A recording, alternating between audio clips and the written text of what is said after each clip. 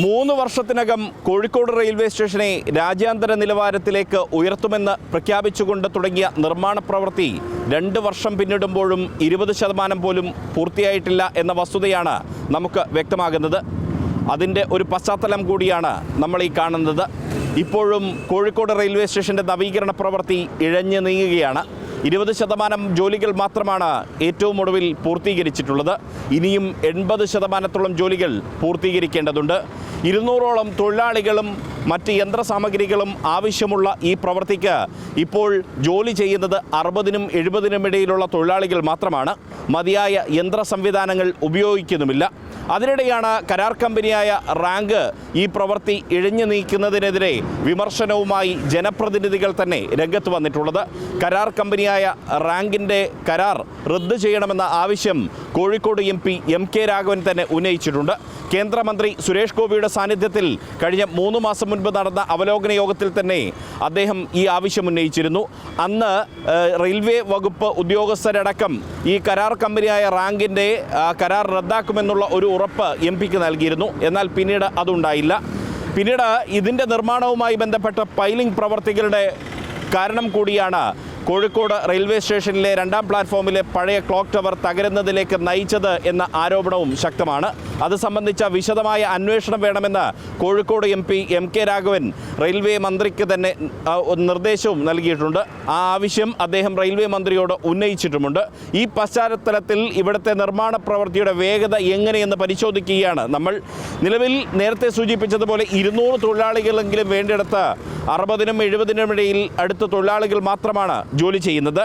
Terminal കെട്ടിടത്തിൻ്റെ പ്രധാനപ്പെട്ട 8 തൂണുകളുടെ piling പ്രവൃത്തി പോലും തുടങ്ങിയിട്ടില്ല.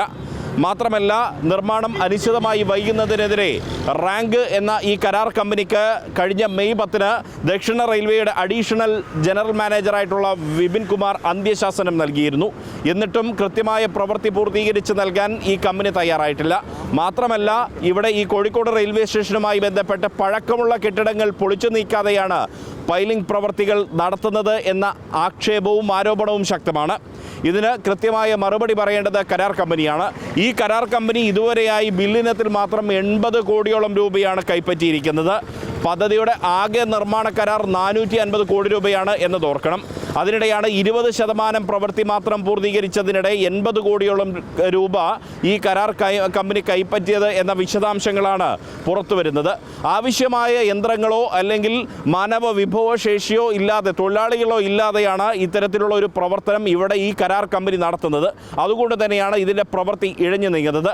കോഴിക്കോട് റെയിൽവേ സ്റ്റേഷൻ എന്ന് പറയുന്നത് ഒരു ദിവസം 75,000-ലധികം ആളുകൾ വരുന്ന ഒരു റെയിൽവേ സ്റ്റേഷനാണ്. കേരളത്തിലെ തന്നെ ഏറ്റവും തിരക്കേറിയ റെയിൽവേ സ്റ്റേഷനുകളിൽ ഒന്നാണ് കോഴിക്കോട്. മലബാറിൽ ഏറ്റവും കൂടുതൽ ജനങ്ങൾ വരുന്ന, യാത്രക്കാർ വരുന്ന ഒരു റെയിൽവേ സ്റ്റേഷൻ കൂടിയാണ്.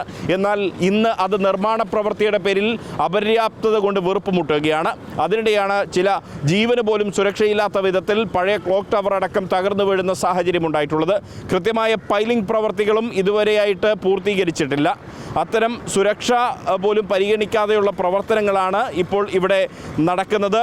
സ്റ്റേഷൻ്റെ മുൻഭാഗത്ത്, അതായത് നമ്മളിപ്പോൾ നിൽക്കുന്ന ഭാഗത്ത്, നിലവിലുള്ള റോഡിൻ്റെ കിഴക്ക് ഭാഗത്തായി വരേണ്ട 7 തൂണുകളുടെ പൈലിംഗ് പ്രവൃത്തി പോലും തുടങ്ങിയിട്ടില്ല എന്നുള്ളതും നമുക്ക് അറിയാവുന്ന ഒരു വിവരമാണ്. അതിനിടെയാണ് ഇത്തരത്തിൽ ഈ നിർമ്മാണ പ്രവൃത്തി ഇഴഞ്ഞു നീങ്ങുന്നത്. അതുകൊണ്ട് തന്നെ ഈ കരാർ കമ്പനിയുടെ കരാർ റദ്ദാക്കണമെന്ന ആവശ്യം ശക്തമാണ്. ഒപ്പം തന്നെ ഈ ഇഴഞ്ഞു നീങ്ങുന്ന പ്രവൃത്തി, ഇതിന് ഒത്താശ ചെയ്യുന്ന റെയിൽവേ വകുപ്പ് ഉദ്യോഗസ്ഥർക്കെതിരെ കർശനമായ നടപടി വേണമെന്ന ആവശ്യവും ശക്തമായി ഉയരുകയാണ്. ഇക്കാര്യത്തിൽ നടപടി സ്വീകരിക്കേണ്ടത് റെയിൽ വകുപ്പ് ആണ്, റെയിൽവേ മന്ത്രാലയമാണ്.